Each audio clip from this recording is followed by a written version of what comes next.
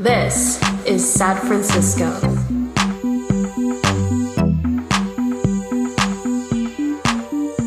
It's Toshio, and today I'm going to talk to Kazani Finao, who was part of Banko Brown's community before Banko was killed in April. Heads up, we will be discussing what happened in the last moments of Banko's life. Banko's death was not just the result of a Walgreens security guard climbing up on top of him and then shooting him basically point blank outside of Walgreens downtown. We also have to acknowledge the violence caused by politicians like District Attorney Brooke Jenkins, Mayor London Breed, the self-described local power gays like the supervisors Joel Engardio, Raphael Mandelman, and Matt Dorsey. In San Francisco right now, we have more than 60,000 empty homes, and the fact that Banko did not have a roof to sleep under, it's thanks to these politicians and any of the organizations and the media who supports them. A lot has gone down since Banko's murder. For one, his blood family is suing Walgreens, but as community and family who are not connected by blood have argued, if Walgreens pays out a few $1 million to the blood family, that doesn't change the conditions that led to Banko's death. We will have a link in the show notes about a piece of writing in El Tecolote from the People's Mission Coalition that calls out the SF Lowrider Council, BART Police, the Department of Public Works, and of course, the SFPD for the way all of these organizations bow down to and serve the people mentioned. The version of this intro that I wrote down is much longer, but I'm going to stop there. Here is Kazani. I know Banko from Young Women's Freedom Center. So one thing we go by at Young Women's Freedom Center, once you become part of the center, we become siblings. So one of the things that Young Women's Freedom Center carries is a sisterhood / siblinghood. And so that's how I met Banko, was through there, but also older sibling of ours, a center sibling of ours. Her name's Julia. She introduced me to Banko, and that's where that was. That's how I know him, specifically Young Women's Freedom Center. After that, learned that like he got ties to community such as I do, and we know some of their folks. So that's my relations to little bro, and also the struggle. That's how I know him personally. I grew a relationship with him, and so that's how my involvement got with Banko. So how did you find out what happened to Banko? So with Banko, it's crazy because I no longer work at Young Women's Freedom Center, but I keep really good. Like, I'm in good relationship with all my siblings, and they get hit up saying, hey, like, one of the young people got killed. Or a young person, one of the young folks is hurt up the street. Young Women's Freedom Center is down the street from Walgreens. It's like 2 blocks or whatever. And one of my siblings was telling me the next day, like, yeah, like, we were all just, like, going around saying, check on young folks, check on young folks, check on young folks. Come out to be the next morning, it's Banko.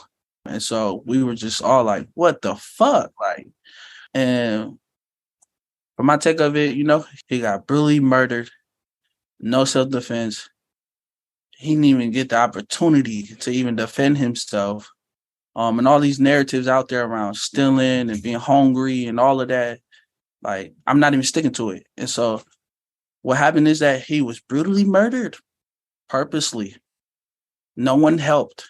Shot, beaten in the Walgreens in San Francisco near Powell Station. Thousands of people around. This commotion is going on. This young black man is getting hurt. Not one person decided to intervene or stepped in. This private security guard just brutally just shot him. I heard that one person stopped through in that moment, was trying to help him. One person out of all the folks that walked by or was in that Walgreens took a moment to try. That's what happened to him. Again, he was brutally killed in the hands of private security. If you ask me, that's law enforcement to me. That's police. That's another system. And so, and just to be completely honest, I have not watched the video. I have not, and I won't. I'll not watch that video because that's not the memory I want of him. And it's not, and I don't need that to drive what I'm doing. What's driving me is his warrior spirit. What's driving me to do this organizing, this advocacy, to be bold, to be courageous, is because he wasn't supported as much when he was here.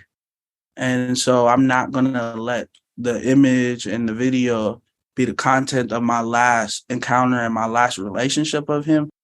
And what do you want people to remember about Banko? His smile, for one, the way he take care of people, the way he take care of community. Like he was just always just resourceful. Although he couldn't get resources that was for him, like that man was just always supporting somebody, another human being. That's what I would love for folks to remember personally, is his smile, him being outgoing and just loving. And also he see people for people. That's why me and him was like this for real. Like he just seen people for people, although people didn't see him. Your point about security guards has to be said over and over. I mean, these are generally people who flopped out of police academy, who couldn't cut it for one reason or another as a cop. I have watched the security footage, and generally I'm not trying to look at these videos. I have plenty of friends who can kind of assess for me and tell me, you know, that's what it was. That said, I did see this video, and it is really awful, and it makes you think, you know, the system we live in, this is a system where people just give the benefit of the doubt to someone who has been given the title of a security guard by a corporation like Walgreens. And you don't need to watch the video. If you've been to a Walgreens, you've probably seen the way that security guards generally dehumanize people who are unhoused.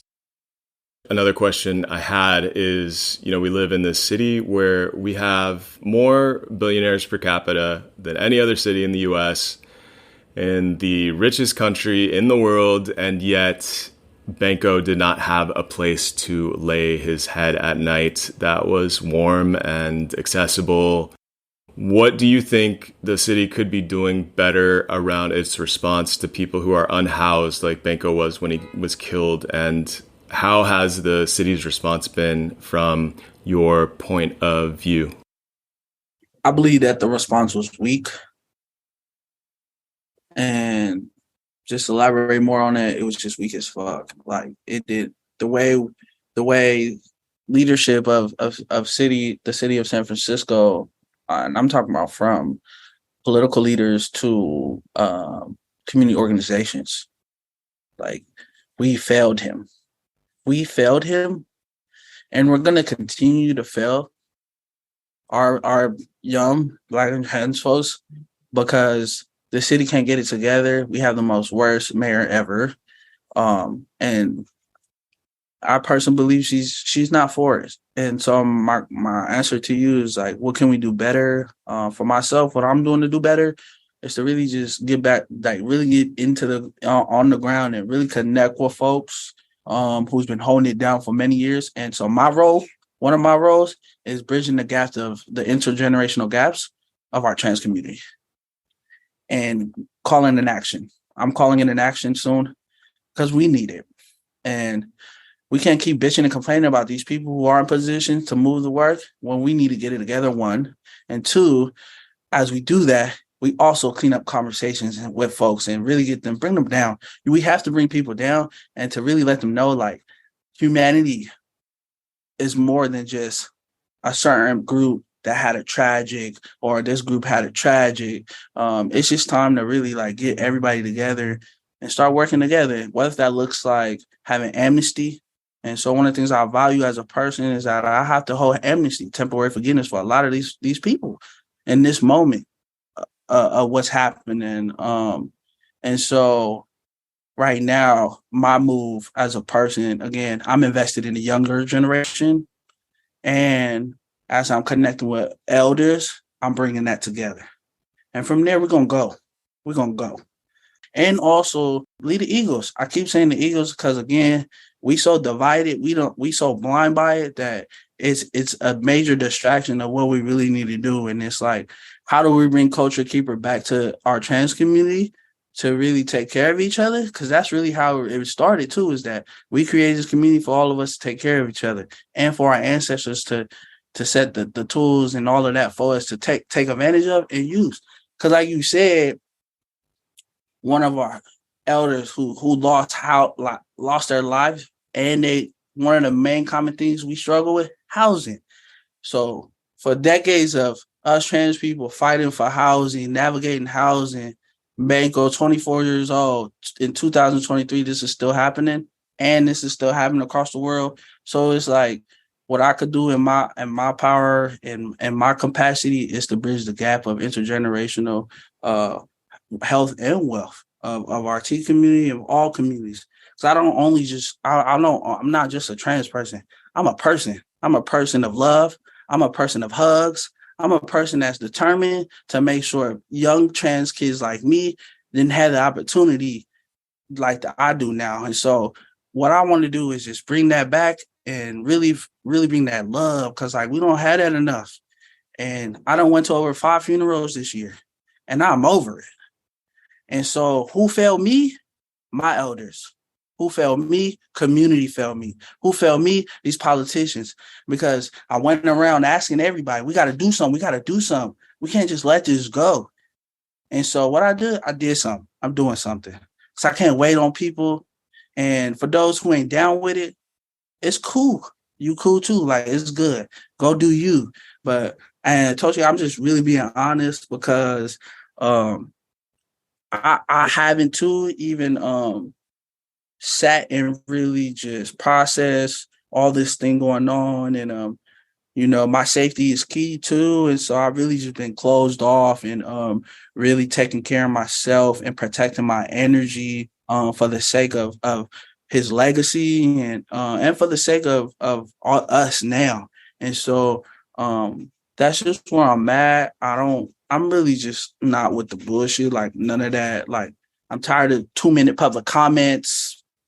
I'm tired of board of supervisors' promises, and I'm just over it. So the only way for me to not be tired anymore is to do something about it. So what all is happening with the organizing right now, and how can people help? For sure. For folks that want to get involved or just knowing on like what's going on locally, specifically Justice for Banko, a lot of people, well, a few of us, myself, and some feedback from children and family around not letting this go and sitting in silence. So we created a Banko coalition. The Banko coalition, a bunch of us Native organizers to Frisco Bay Area coming together just to support his admirations, his goals, the things he dreamed of. And so the reason why I'm speaking of highlights first is because we don't do that shit enough until the person's dead. And so I'm speaking that first, as in for the internal stuff and strategic stuff of like, what demands and goals around supporting trans young folks, Black and Brown specifically, that's most directly impacted by all this bullshit. Like, that's definitely happening at the same time. And so definitely want to let folks know, like, please look out. There is momentum behind the scenes, a lot of internal conversations around how to move and what demands and goals we'd like to all solidate and push forward. Because one thing that gets messed up in San Francisco, a lot of work gets done in silos, and then it becomes competitive, and then we forget about the humanization of my brother Banko. And so I just wanted to say that. And so one of my goals as an organizer is to just really get connected with intentional folks, regardless of people's personal agendas, but to really, really, really bring some light to this situation that this is way overdue. This is way past. It's 2023. It's 2023. We are beyond the 60s, the 70s. Like, it is now time to really put in some infrastructures that needs to be led by our people, us folks, most directly impacted, and to shake these politicians. And also, what does it really look like to build relationship with them, but really have the bees up? What I mean by the bees, the boundaries, and really just, everybody got to play their part in this. And so my goal personally, as a center sibling, as an organizer, is just make sure the love and intentionality is not being watered down, and that everyone else's personal agendas, leave it at the door.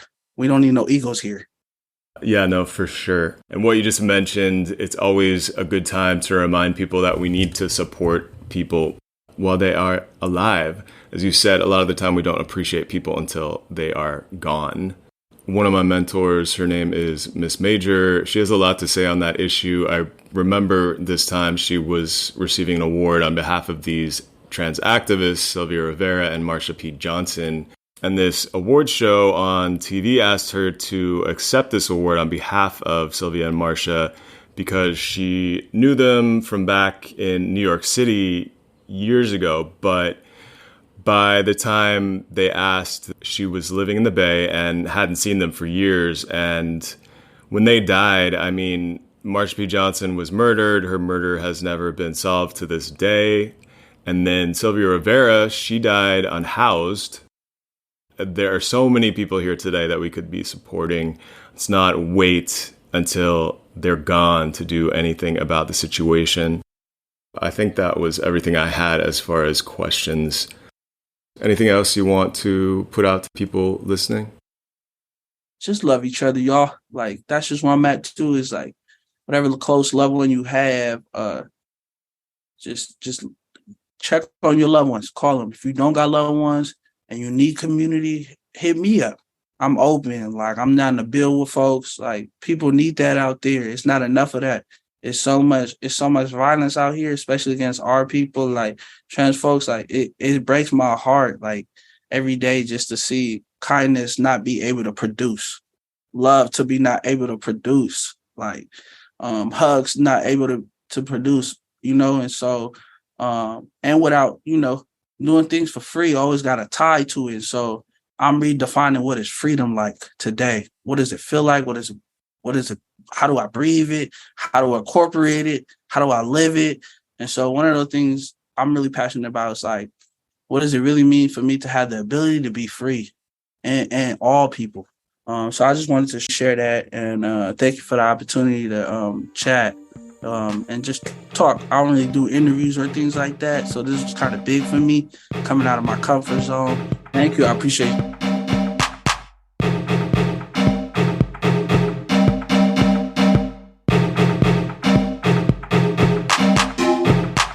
Quickly just want to say thank you to Maria, Thatcher, Jules, and Jasmine. For more episodes, you can go to patreon.com/sadfrancisco, and we will have more info in the show notes for this episode for people who want to help out. There are actions coming up.